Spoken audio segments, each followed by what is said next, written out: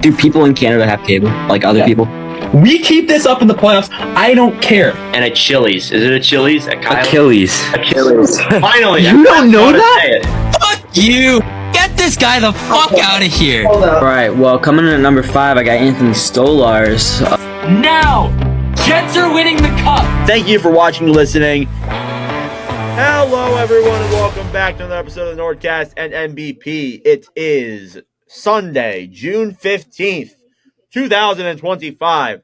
I am your host here, Nordic97, joining with Carter. Carter, how are we doing? Tired, very tired. I'm glad this game didn't go into overtime, so I can at least get to bed at a decent time tonight. But all in all, I mean, tired. Yeah, I don't blame you. And we also got James LeBlanc. James LeBlanc, how are we doing? Excuse me. Yeah, we're doing good. Good. Great to hear. Well, Game 5 of the Stanley Cup Finals has passed, and the Florida Panthers are one win away from the Stanley Cup. So you go into there in Edmonton. Brad Marchand scores the opening goal off of a faceoff. A nice shot at that. Top corner on Calvin Pickard. And then later on, Sam Bennett scores off of a rebound from a Jake Wallman blocked shot. He had an awful game tonight. He played pretty brutal. And that was his 15th of the postseason. That actually ties for the second most in a postseason run amongst active players, which is crazy. But 2-0 Panthers after the first period from Bennett and Marchand. I really didn't think the Oilers were good, after the first 5 minutes. What'd y'all think? Was there a game tonight? I don't think the Oilers knew there was a game tonight. I don't think they did either. That was freaking brutal. They were overall very brutal. I was severely disappointed in every single player outside of Connor McDavid tonight. Yeah, it seemed like McDavid was trying, but then McDavid would come in and Corey Perry would go off sides, and then just players would go off sides, or he'd hit 8 posts or just almost barely missed the puck. Man, he had so many chances tonight to score. He could have had 5. He did score, but not enough. Apparently. I know. So, he needed 4 more. Yeah. That Oilers D tonight were not doing them any favors either. Mm-mm. Yeah, I mean, honestly, I thought Florida did a really good job of clogging up the neutral zone, not letting the Oilers get any stretch passes ahead, which is what they did a lot in Game 4. They didn't let them their defensive game was honestly perfect. Besides the McDavid goal and the Perry goal, which the Perry goal is not really their fault, but even still, I thought they played a perfect game defensively, and as well as that too. I mean, just the Oilers just looked like they didn't show up. I mean, outside of everybody except for McDavid, it didn't look like that. So I agree with Carter. The second period was brutal. It was just so hard to watch. There was no goals, which for the first time in forever, by the way, there was no goals in a single period.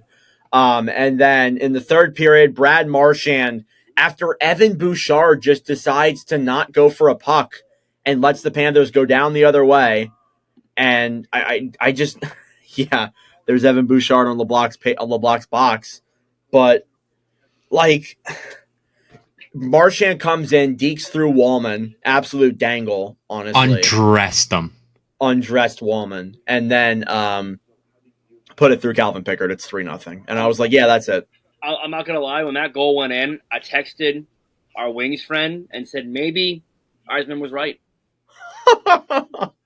Yeah. I mean, Wallman played pretty bad after that game. He played pretty bad, I'm not going to lie to you. So I wonder if we might see something there happen next game. And then McDavid scores a nice goal, his first goal of the final to make it 3-1. We thought maybe they could. And then I said on the broadcast, I'm like, it's all about how Florida responds after this. If they can stop the bleeding, and then literally right after I said that verbatim, Sam Reinhart scored to make it 4-1. And I'm like, are you kidding? So, yeah, after I knew that was over. Then Perry scores to make it 4-2. It's a false hope. And that's what the whole game was. False hope from the Oilers. McDavid scores. You think, oh, maybe. No. You think Perry scores? Oh, maybe. No. It was just all false hope throughout this entire game, honestly. And maybe I'm just delusional, which is probably the case. But overall, just a brutal freaking game by the Oilers. Like they didn't show up, as LeBlanc said. They didn't show up. Especially in like this is an important game. This was like a series altering game. Literally. You get home ice. You have the game at home in front of your fans, and you don't come prepared. Like Florida, like shut down Edmonton after 2 periods. They had 11 shots, and the Canadian broadcast they showed where those shots were. None of them were in a high danger slot zone. None of them were literally. They were all from the point, all from the right sides. Just like there was none that were in front of Bob at all, and you can't do that. Especially it's a team like a Florida Panthers, and credit to Florida, they played a great defensive game tonight. Yeah, they played perfect again, as we said. Last game, Edmonton showed up when they were down. Tonight, they didn't show up at all. Like, yeah, it was just it was a tough watch too. Like, it was I'll be honest, I think this is a tougher watch than Game 3. In Game 3, at least it looked like they were trying.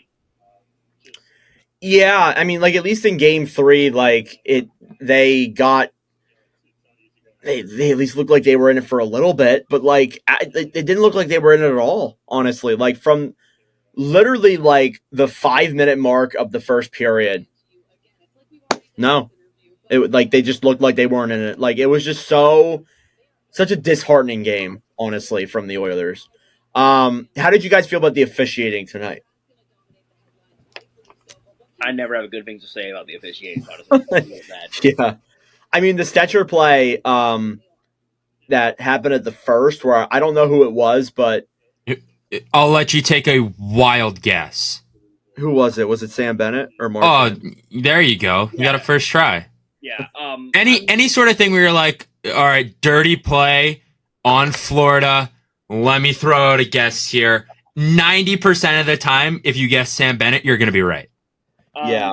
I was in that first period. I think it was Stetcher we're talking about, and like does Sam Bennett like just not get called for anything anymore? I don't. Yeah, that's just so every time like Sam Bennett does something, he's like, he's a good kid. We'll let it slide. That's what it seems like. Yeah, just like I don't know. I mean, I thought the officiating overall has been very poor this entire playoffs, and I get it. You're not going to call everything, but just seeing some of the plays, it's just absolutely terrible. So that was the most blatant interference I've seen in my life. I'm not going to lie. Oh, no doubt about that. I'm not denying that whatsoever. It was very interference, but I mean, honestly, it really doesn't matter because Edmonton didn't do shit with the power plays they had anyways. They did, but here's the thing, especially since it was the first period. That's the period where they call everything, and they didn't call dick.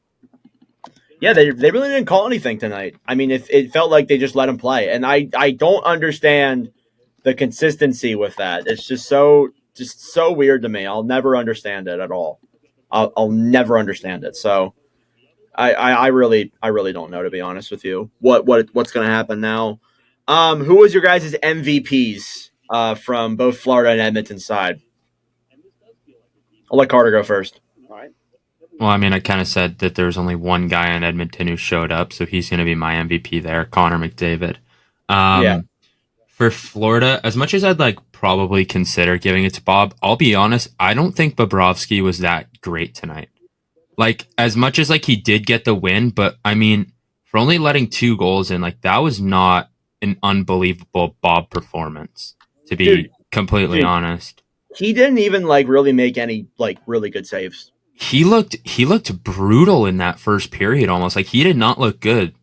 But maybe with that that shot to the groin that he took, maybe that was a good save. But apart from that, I mean, again, if I'll let you say your MVP first, but I think I know what mine's gonna be. It's not Bob. He had a decent game, but it wasn't anything we've seen. No, it's definitely not Bob in my opinion. I think my MVP is pretty obvious. The 37-year-old Brad Marchand. How on earth is this guy a Florida Panther, man? Boston has got to be kicking themselves in the pants right now. They could have done so much more for him. Too. I know.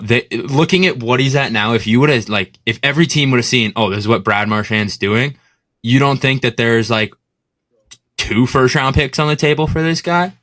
Yeah, I mean, I get it. You wanted to show him your best wishes and put him to where he wanted to go. So I get that, but man, Like, he could have gotten Boston literally so much more. Like, there's no doubt about that. So I agree with that. LeBlanc, what about you?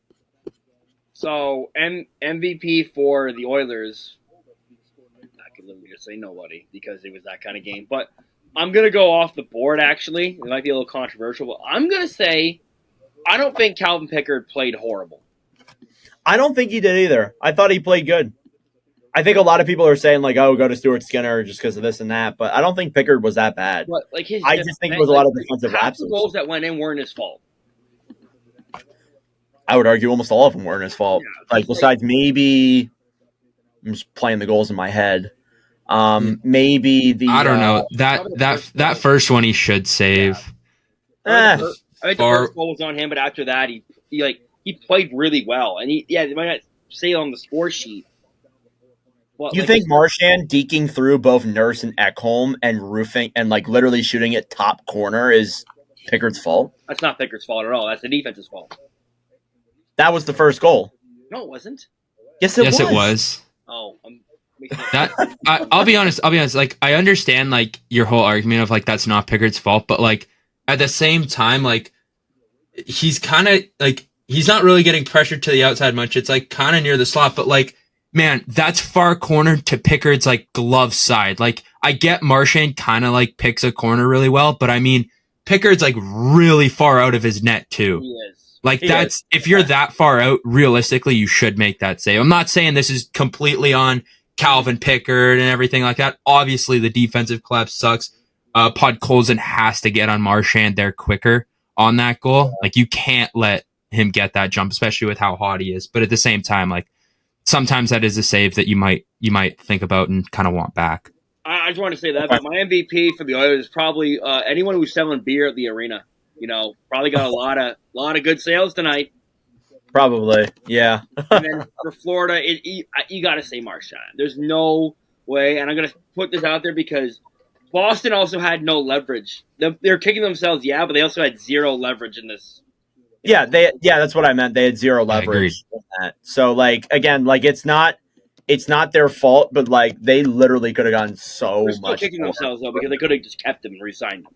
Yeah, they could have kept him, and he still can come back. Like we're acting like he won't come back. It's also kind of like it's to a division rival, like one of their biggest rivals of like the last few years. Because I mean, you look at when they won the President's Trophy, like really think the team that eliminated you after having the best regular season of all time, you're like, oh yeah, in 2 years we're gonna give you Brad Marchand and he's gonna like lead you to the promised land. I'll step that up. They eliminated them 2 years in a row. Yeah, like that is just it's just, and now you're even like, worse. Now you're franchise player, but like a fan favorite is over there just dominating. Like it's gotta suck. I mean, I agree. That's the equivalent of like saying like if a Mitch Marner's like, yeah, I want to go to Boston, only Boston. Yeah. That'd be pretty awful. But I mean, that's a lot different though. At least Marchand did want to go to Florida, so never mind. But I'm going to get Marchand the bag this offseason. I think for a guy who has spent years taking pay cuts, I think he finally wants to get paid. I agree. I think he finally does want to get paid. The problem is though he's 37, but he did just have an insane playoff. So I don't know. There's something called a 1 year deal. 1 year or two. There is. Or two. Maybe he wants to play till he's 45. Give this guy an 8x8. Yeah, totally. All right, my MVPs for the Oilers. I'm gonna go with. I gotta go with McDavid. I really don't think like anybody else. Like I didn't even think McDavid was that great, but I gotta go with McDavid. My MVP for Florida. I gotta be blunt. Like I think it's just like the entire defense score. Like they played a perfect defensive game tonight. Like perfect. They gave the Oilers literally nothing. Like literally nothing besides a McDavid goal that was kind of a defensive lapse, but again, like they were going to get something. Just like I really felt like they played a perfect defensive game today. What's crazy is that they went through the first period without a single shot or with just one shot from a forward. The Oilers did. For the first 20 minutes, they only had one shot come from a forward. That's wild. So just boost bombs from the point. All for literally, yeah. So I thought the Panthers played a perfect game. And now we'll ask this. We're heading into Game 6 on Tuesday. The Panthers have a chance to close that out. What do the Oilers need to do to win Game 6?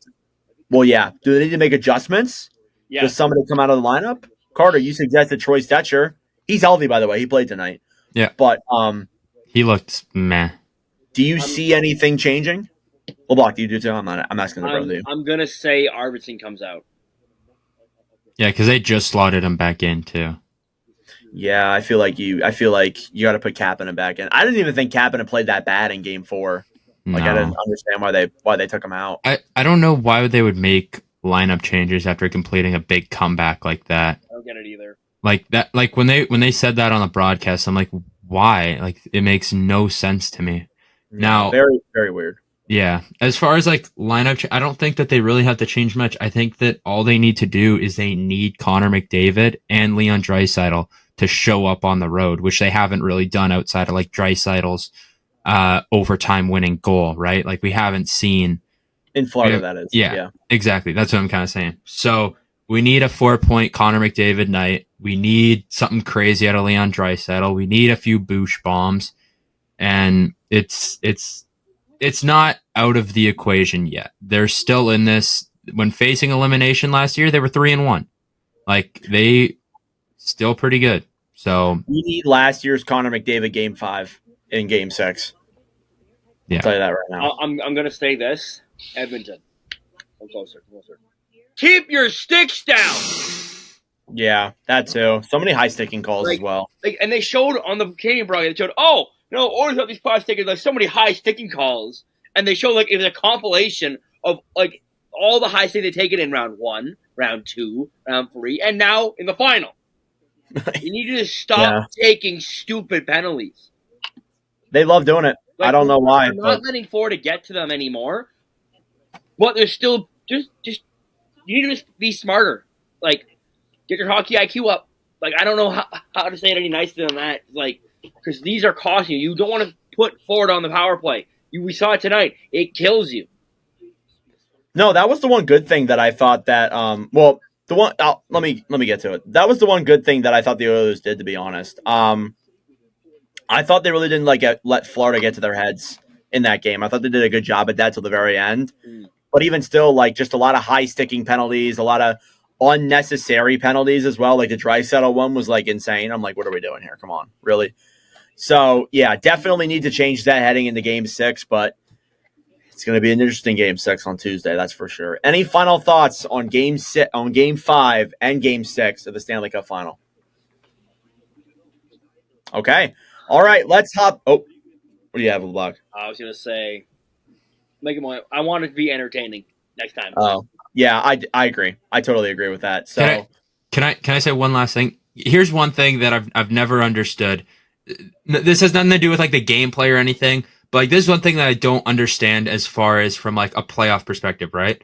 So Edmonton's losing in Game 5, right? Florida's about to take a 3-2 series lead. This could potentially be Edmonton's last home game of the season. Why do people leave early? Like I don't get it. I understand trying to beat the traffic, but like, man, you just supported this team for 58 minutes. This could be your last time seeing them this season. You don't want to like stay the extra 2 minutes and like, yeah, you'll be upset because of the 5 extra minutes of traffic. But I mean, like, why? I've just never understood. I know it's more than 5, but like, you get my point. I don't understand that ever. I find it's more with playoff teams who are like they're used to being there. You look at like the teams that who just made it this year. You look at Montreal. You look at Ottawa, for example. All their fans in their last home game, they stayed till the very end. I don't remember seeing in Game 6. There's a photo from them like chanting them on. There's not a single seat empty.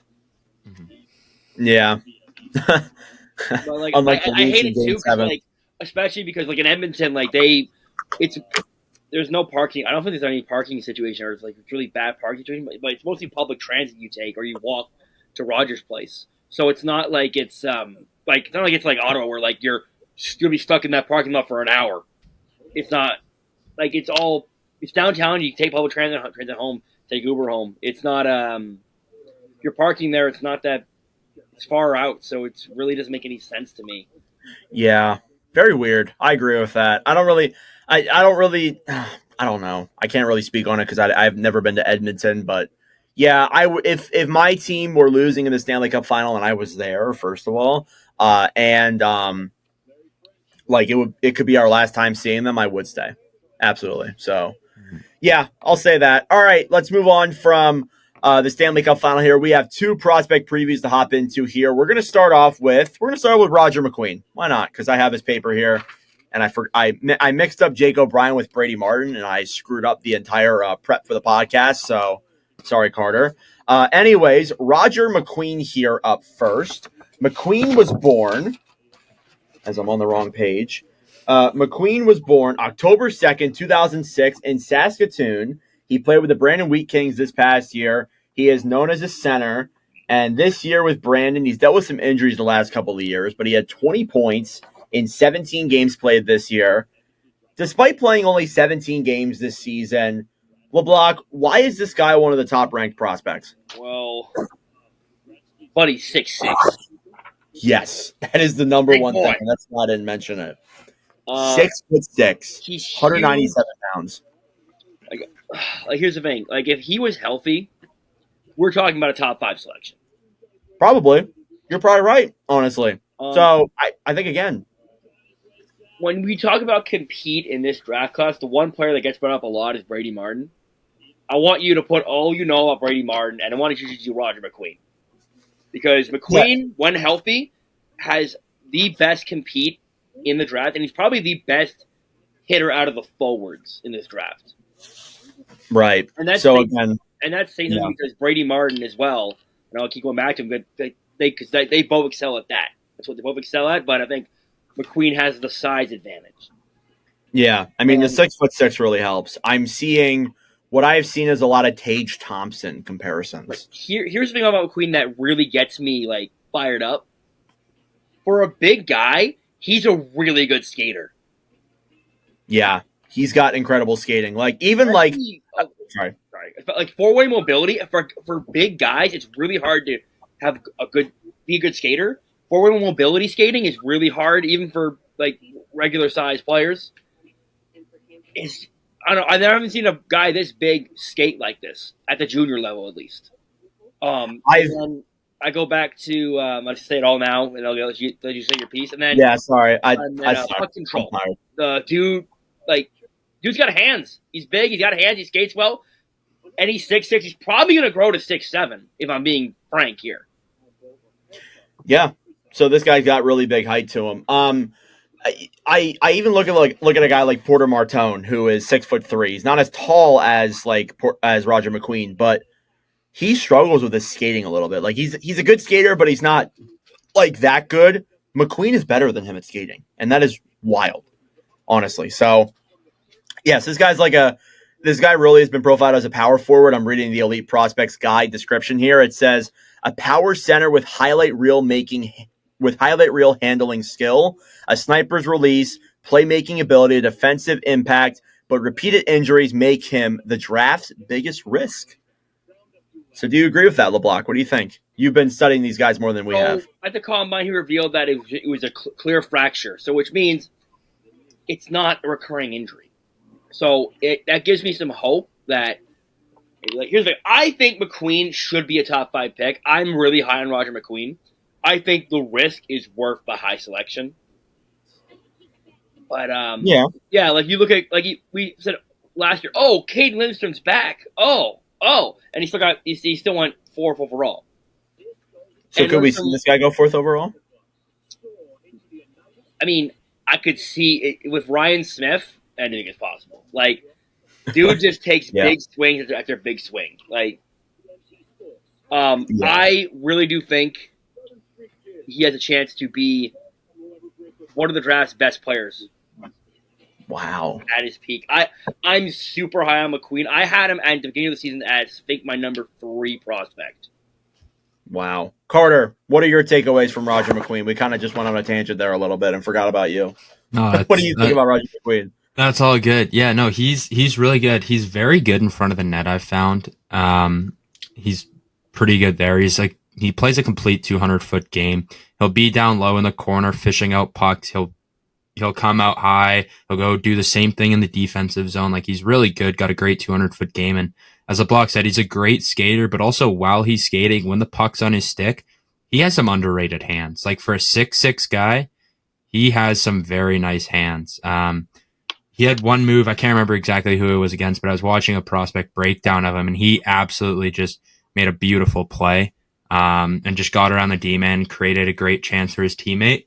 On top of that, he's a great passer too. He's very good IQ. He's made some great passes kind of through watching some of his tapes. So, I mean, he's definitely, for a 6'6" guy, I mean, he definitely plays like skillfully like a smaller guy, but physically he plays like a bigger guy.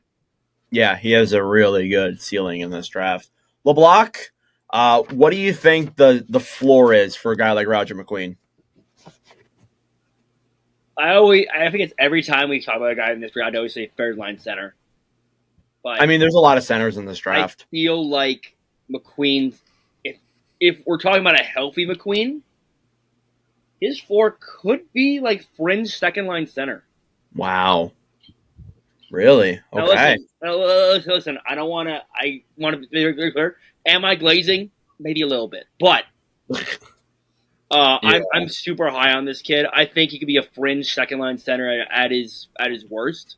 But he's probably going to be a third liner at his worst. And then at his best, if he can avoid the injuries, we're talking about an elite first line center who honestly could get up to Selke level. Really? Wow. Okay. I'm said glad could, you have the optimism there. I'm not sure about I that. didn't say he was. I said could. Don't. I don't want to be clipped again. Going 5 years later. Oh, Queen didn't work out. Oh, here's LeBlanc James saying some bullshit. And here he is with the utmost confidence, Selke winner Roger McQueen. Yep, that sounds right. I do want to say some things about what he has to work on real quick. The injury is always going to be a concern. Until it's proven otherwise, it'll be a concern. Once again, what do young players always do? North 97. Force plays. Yep, and he's guilty of that as well. And then scouts are really worried about how he's going to be an explosive player at the next level, because I said he was a good skater. I didn't say he was fast. Yeah, that too. He's not the fastest guy, but if he can get, I don't know, like big guy, it's hard to get faster. So, but his explosiveness might need some work, and I think with development, that's it'll get where he can be explosive at the pace he's at now. Yeah, so a couple of things that I've heard. Best case scenario, I already mentioned it, Tage Thompson is what I'm hearing. And then he's also showing some shades, apparently, of Evgeny Malkin. What do we think about that? I don't like Evgeny Malkin. Him and his big nose. Basically, and Malkin's a guy who like you hate to play against. So I feel like that fits McQueen. On it, yeah, I agree with that. So I like McQueen. This guy's going to be very exciting. And then the next guy we want to preview here is Jake O'Brien. So O'Brien is another interesting case. He's a guy who's actually moved up some boards the last couple of months. He was born June 16th, 2007 in Toronto. He's playing in Brantford with the Bulldogs. He's also a center, 6'2", 172 pounds. This past year with Brantford had 98 points in 66 games played. LeBlanc, what is your takeaway on Jake O'Brien? I want to say I don't think O'Brien projects as a center at the next level. I think he's going to be a winger. The Hockey News has him as a center. My bad. Yeah. No. I'm just saying, like all these players, they're all listed as centers, but at the next level, some of them don't become centers. That's true. Yeah, and that's what I'm saying. Like I personally don't see him as a center at the NHL level. I think he'll be a really good winger, though.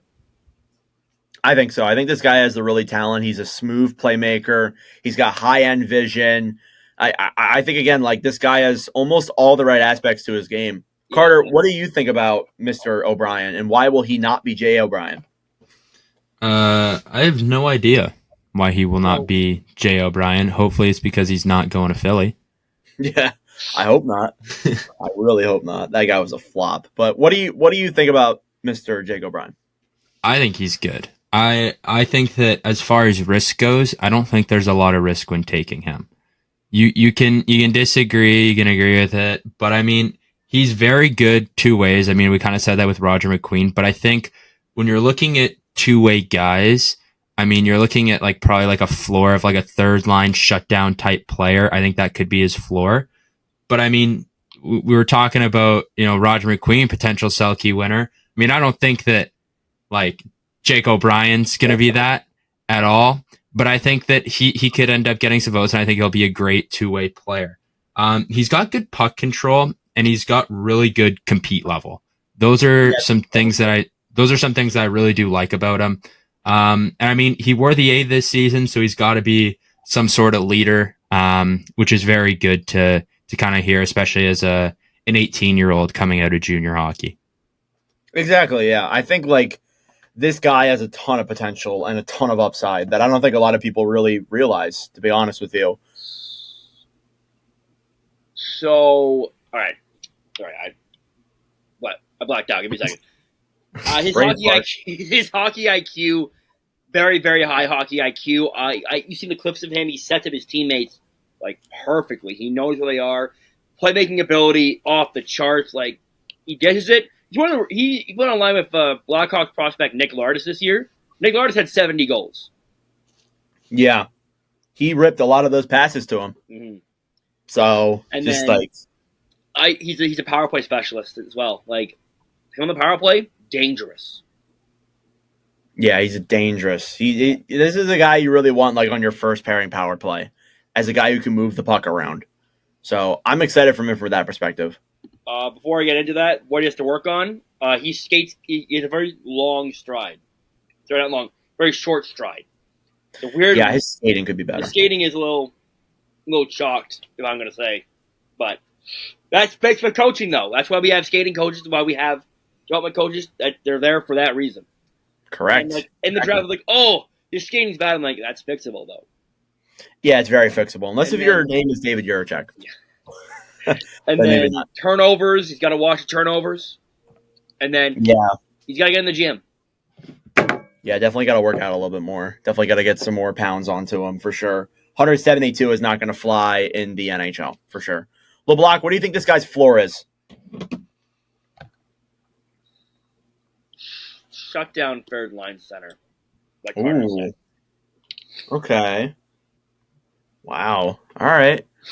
What do you think about what do you think his ceiling would be? 40 goal scorer. So that's pretty damn good, I gotta say. Power play merchant. And no, we're not gonna go there yet. I know I don't say power play specialist, but I mean, there's a difference between specialist and merchant. Yeah. Yes, you're correct. You're correct. Yes, I'm sorry, I won't go there. And then the last thing here before we wrap up, unless Carter has any more thoughts. Best case, apparently Nick Suzuki is his best case per the Hockey News. I could see that if he can be a center at the next level. I can see it. And then he's also showing the shades of Dylan Strome. I don't know how I feel about that, but I mean, Strome's not a bad comparison. I think the defensive side of his game is a little bit more Nick Suzuki like. So I do think that Nick Suzuki would be a little bit better of a comparison just based off the defensive and offensive side of the game, whereas I think Dylan Strome's a little higher up on the balance scale for offensive side. Yeah, for sure. So I like that a lot. Any more thoughts on either of these two prospects? Nope. Okay. I had something to say, but I just totally forgot about it. Oh, okay. LeBlanc is tired. He needs to go to bed.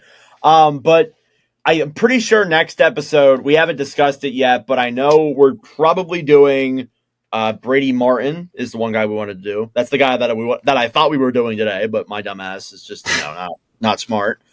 And then, I mean, after that, we get into the guys, like we could do Victor Eklund, we could do Rennie Murka. We have a couple of options. So we'll let you guys know. We've only done Schaefer. So, yeah, so we might do a defenseman next episode. But yeah, that's it for this episode of the NordCast and NBP. Carter, any final thoughts? Edmonton better win or Canada is going to be shut down. Literally. And LeBlanc, any final thoughts? I heard what you're going to say, and you say that, I'm going to kick your ass. What was I going to say? And I heard it. I heard it. What was I going to say? I heard you were going to say 51, and I got. I'll come down. I wasn't going to say that. What are you? What? I'll come down there. Nordic, were you gonna say that? Hey, our whole country was protesting for no kings today. So. Were you gonna say that? Don't change the subject.